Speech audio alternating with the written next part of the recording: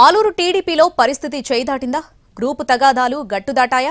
రోడ్డెక్కి మరీ కార్యక్రమాలు అడ్డుకునే వరకు ఎందుకు వెళ్ళింది? గ్రూపు గొడవల్లో ముఠా మేస్త్రీలెవరు? కర్నూలు జిల్లా ఆలూరు టీడీపీలో తలనొప్పులు అన్నీ ఇన్ని కావు. నాయకులు చేసిన తప్పులకు కార్యకర్తలు శిక్ష అనుభవిస్తున్నారు. కూటమి ప్రభుత్వం అధికారంలోకి వచ్చి ఏడాదైంది. అన్ని నియోజకవర్గాల్లో నామినేటెడ్ పోస్టులు భర్తీ అయ్యాయి. అయితే ఆలూరులో మాత్రం మార్కెట్ యార్డు చైర్మన్, ఇతర నామినేటెడ్ పోస్టులు భర్తీ చేయలేదు. జిల్లా అంతటా సింగిల్ విండోలకు చైర్మన్లను నియమిస్తే ఇక్కడ అది కూడా లేదు. ఆలూరు నియోజకవర్గ ఇన్ఛార్జిగా ఉన్న వీరభద్రగౌడ్ వర్గీయులు సుపరిపాలన తొలి అడుగు కార్యక్రమంలో రచ్చరచ్చ చేశారు. వాస్తవంగా కార్యక్రమాల నిర్వహణకు అధిష్టానం 3 మెన్ కమిటీని నియమించింది.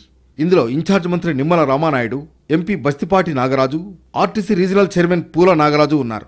అయితే ఇన్ఛార్జ్ వీరభద్రగౌడ్ను పక్కన పెట్టేశారంటూ ఆస్పరి ఆలూరులో సుపరిపాలన తొలి అడుగు కార్యక్రమంలో ఆయన వర్గీయులు గొడవలకు తెరలేపారు.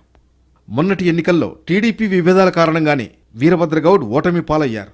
ఎన్నికల కోసం పార్టీ పంపిన నిధులు కూడా పక్కదారి పట్టాయనే ఆరోపణలున్నాయి.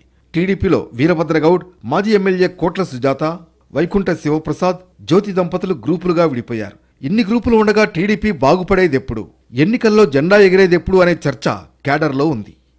ఇటు ఇన్ఛార్జ్ పదవి కోసం వైకుంఠం జ్యోతి తీవ్రంగా ప్రయత్నిస్తున్నారు. వీరభద్రగౌడ్ ఇటీవల చంద్రబాబును కలిసినప్పుడు ఇన్ఛార్జిగా కొనసాగాలని చెప్పారన్నది ఆయన వర్గం మాట. మరో వర్గమేమో ఆయన్ను తొలగించాలని ప్రచారం చేసుకుంటోంది. మొత్తానికి స్థానిక సంస్థల ఎన్నికల నాటికి దారిని పెట్టుకుంటే పరిస్థితి మరింత దిగజారే ప్రమాదం కనిపిస్తోంది.